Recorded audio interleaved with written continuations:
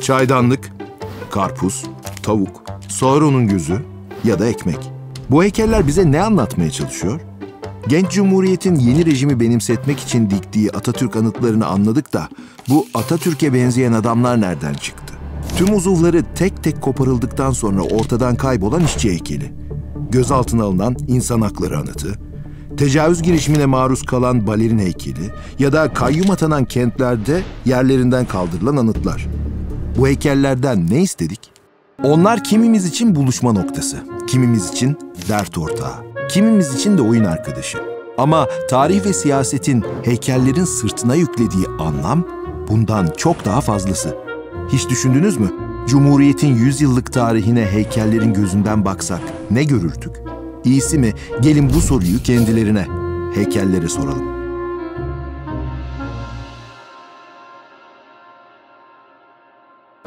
Türkiye'de heykel sözcüğüne ikinci bir kelime daha eşlik etti hep. Anıt heykel. Anıt, yani tarihsel bir olayı ya da kişiyi kuşaklar boyunca anmak, hatırlamak için dikilen simgesel yapı. Tasvirin, hele gölgesi yere düşen tasvirin zinhar yasak olduğu bu coğrafyada kamusal heykelin hikayesi Cumhuriyet'le başlayacak, başat figürü ise Atatürk olacaktı. In this magnificent plaza, the people raised a statue to their leader and crowned his name with the title Ataturk, meaning Father of all the Turks. Under the guidance of Mustafa Kemal Ataturk, Turkey turned to the west. Cumhuriyet'in ilk yıllarında yeni rejim topluma kendini görsel yolla tanıtmalıydı. 10 kişiden sadece birinin okuma yazma bildiği yıllardı. Heykeller hem Osmanlı'dan kopuşun simgesi hem de Cumhuriyet ideolojisini pekiştirmek için kullanışlı bir araçtı. Bunun için genç Cumhuriyet anıt heykel konusuna hususi özen gösterdi. Tarih 31 Ağustos 1922. Atatürk, gezdiği muharebe meydanında düşman topçu mermisinin açtığı çukura gömülmüş bir asker görür. Askerin toprak üstünde katılaşmış kolu Türk bayrağını bırakmamıştır. Atatürk, askerin kimliğinin araştırılmasını ister. Ama bulunamaz. İşte 30 Ağustos 1925 tarihli Kütahya'daki meçhul asker anıtı bu coğrafyanın ilk anıtı olur. Cumhuriyet Türkiye'sinin ilk iki Atatürk anıtı ise 1926 yılında İstanbul Sarayburnu ve Konya'ya dikilir. Bu anıtların devrimlere mesafeli ve muhalefetin güçlü olduğu kentlere dikilmesi manidardır. Böylelikle bir yandan muhalefete gözdağı verilirken bir yandan da rejimin pekişmesi sağlanmış olur. Yani Türkiye'de anıtların her daim araçsallaştığı bu siyaset pratiğinin ilk adımları daha o tarihlerde atılır.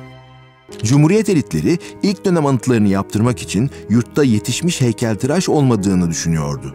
Bunun için Avrupalı anıt heykelcilerin proje sunabilecekleri yarışmalar düzenlenmişti. Ancak Avrupalı heykeltıraşların yaptığı ilk Atatürk anıtları yüzünden bir yerli ve milli tartışması patlak verdi. Bu itirazlar büyük bütçeli tasarımların yabancı heykeltıraşlara emanet edilmesini engelleyemedi. Ama yerli heykeltıraşlar 1930'ların ikinci yarısından itibaren Atatürk anıt heykel piyasasını ele geçirmeyi başaracaktı. İkinci Dünya Savaşı'nın ayak sesleri anıt heykel geleneğine bir halka daha ekledi. Tıpkı sanat ve mimarisi gibi Türkiye'nin heykelciliği de Nazi Almanyası ve Faşist İtalya'nın ilhamlarına tanıklık etti. Mesela Nazi estetiğinin temelinde yatan antik Yunan öykünmesi, Ankara Kızılay'daki güvenlik anıtında abartılı biçimde kendini göstermişti. Birer savaşçı gibi betimlenen iki müzisyenden yaşlı olanı hasta Osmanlı'yı, dinç ve atik olansa genç Türkiye'yi temsil ediyordu. Heykeller Türkiye'nin demokrasiye geçiş sancılarına da tanıklık etti. Malatyalı Cumhurbaşkanı İsmet İnönü'nün kente heykelini dikme fikri sert bir Demokrat Parti muhalefetiyle karşılaştı. Halkın parasıyla Atatürk anıtı yaptırmak dururken, bağış yoluyla toplanan para İnönü anıtına harcanamaz dendi. Bunun üzerine ilkin Atatürk anıtı yapılmasına karar verildi. Ama bu sefer de Atatürk'ün yanında bayrak taşıyan nü erkek figür kıyameti koparttı. Valinin telkinlerine rağmen halkın hoşnutsuzluğu dinmeyecek, nü figürün cinsel bölgesi kapatılacaktı. Böylelikle ilk büyük sansür bir küçük incir yaprağıyla tarihe geçti. Afyon Utku Anıtı'ndaki nü figürse Malatya'daki kadar şanslı değildi. Ayaktaki figürün cinsel organı ahlaka uygun olmadığı gerekçesiyle yine Demokrat Parti döneminde demir eğesiyle törpülendi. Ülke demokrasisi 27 Mayıs 1960'ta ilk darbe deneyimini yaşadı. Bunun bir halk hareketi olduğunu iddia eden cuntacılar ülke çapında destek ve bayram mitingleri düzenledi. Pek çok büyük şehrin göbeğine barış ve zaferi simgeleyen defne yaprağı motifi kullanılan 27 Mayıs süngü heykelleri dikildi. 27 Mayıs'ı 12 Mart muhtırası takip etti ve 70'li yıllara gelindi. Ordunun müdahalesine rağmen gençlik hareketi ve sendikal mücadeleyle birlikte ortanın solu CHP ve lideri Bülent Ecevit de güçleniyordu. Bu rüzgarın etkisiyle belediyecilik başta olmak üzere CHP'nin etki alanı genişlemiş, kültür politikalarına bir hareketlilik gelmişti. İstanbul Valiliği 1972 yılında Cumhuriyet'in 50. yılı etkinlikleri kapsamında bir heykel projesi başlattı. Ama ilk kez tema Atatürk ya da Cumhuriyet'le sınırlanmadı. Heykeltıraşlar üretimlerinde serbest bırakıldı. Böylelikle İstanbul'un park ve meydanları ilk kez serbest sanat eserleriyle tanıştı. Ama o heykellerden biri yine ortalığı birbirine kattı. Dönemin Milli Selamet Partili İçişleri Bakanı Oğuzhan Asiltürk, Karaköy Bankalar Caddesi'ne yerleştirilen Güzel İstanbul heykeli için Türk anası böyle çırılçıplak teşhir edilemez deyince ortam gerildi. Heykel tartışması zaten Kıbrıs sorunu ve temel görüş ayrılıkları yüzünden gerilmiş olan CHP Milli Selamet Partisi koalisyonunu salladı. Milli görüşçüler CHP'ye havlu attırmış, heykel Yıldız Parkı'nın gözden ırak bir köşesine taşınmıştı. Diğer 19 heykel de pek çok badire atlatacak, kimi kaybolacak, kimi bakımsızlıktan yıkılacaktı. Mesela Tophane'deki işçi heykeli daha bir yılı dolmadan parmakları, kolu ve balyozundan olacak, yetmeyecek, yüzü katranla boyanacak, geriye paramparça edilmiş bedeni kalacaktı. Aziz yurttaşlarım, silahlı kuvvetler kendi kendini kontrol edemeyen demokrasiyi sağlam temeller üzerine oturtmak, kaybolan devlet otoritesini yeniden tesis etmek için yönetime el koymak zorunda kalmıştır. 12 Mart'ta zaten hırpalanan Hürriyet havası asıl darbeyi 12 Eylül'le yedi. Cumhuriyet tarihinde en yoğun heykel bu dönemde üretilecekti. Devletteki otoriterleşme kendini Atatürk anıtlarında da gösterdi. Anıtlarda yer yerde olsa kendine yer bulan, koruyan, kollayan Atatürk gitmiş, izleyen ve gözetleyen sert bir Atatürk gelmişti. Çoğaltma kalıplardan fason olarak üretilip milliyetçi vecizelerle süslenen Atatürk'e benzeyen adam anıtları hızla yurdun dört bir köşesine, özellikle de Kürtlerin yoğun olarak yaşadığı il ve ilçelere doğru yola çıkıyordu. 90'lı yıllar heykel konusunda da bir dönemeçti. Kendi heykellerimizle derdimizi çözmüşüz gibi kıyılarımızda bir de misafir bulduk. Dağılan Sovyetler Birliği'nin kurucusu Lenin'in ahşap büstü, Karadeniz'in öteki kıyısından uzunca bir yolculuğun ardından 1993 yılında Akçakoca sahiline vurdu. Peki ilçe gündemini uzun yıllar işgal eden büst kasaba meydanına dikilse ne olurdu? Bu ancak filmlerde olurdu. Öyle de oldu. Refah Partisi 1994 yerel seçimlerinden büyük bir başarıyla çıktı. Milli görüş geleneğinden gelen belediye başkanları 15 büyük şehirden 6'sını kazanmıştı. Türkiye'nin en büyük iki kenti İstanbul ve Ankara'nın yönetimi artık Refah'tı. Adil düzen vaadiyle yola çıktılar. Oy oranları %19'a dayandı.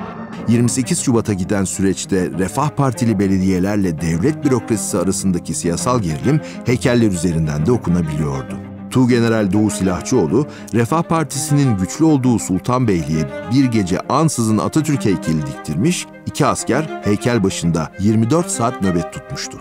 Atatürk anıtı önünde düzenlenen törenlere katılmama, anıta çelenk koymama gibi hadiseler eşliğinde laik, anti-laik kutuplaşması görünür hale geliyordu.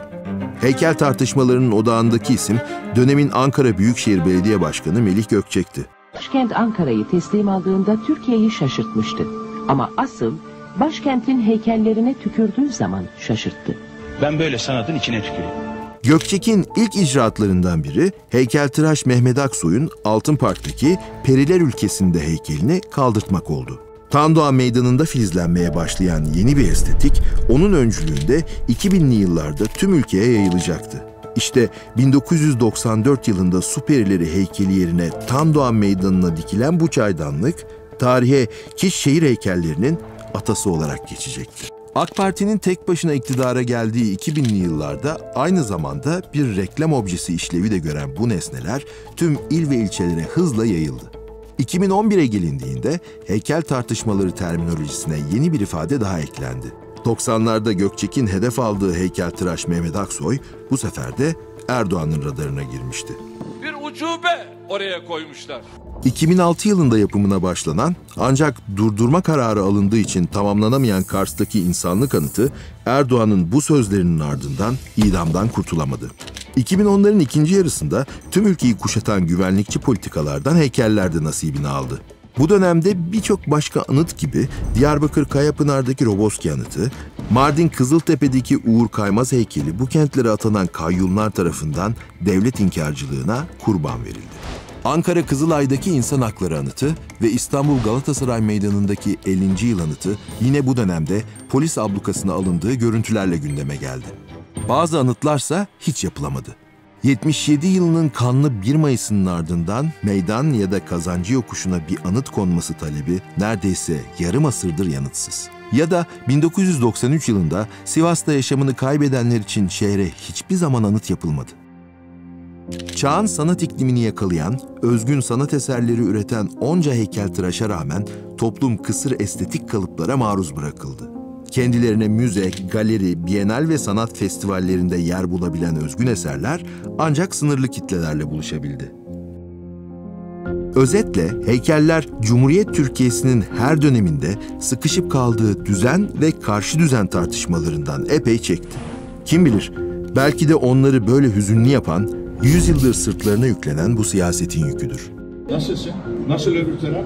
Rabbimi inkar ediyordun değil mi? Bak ölüm hepimize hak. Doğru mu abi? Bak susmuş duruyorsun. Ya kendini çok büyük zannediyorsun. Ne oldu? Girdin toprağın altına.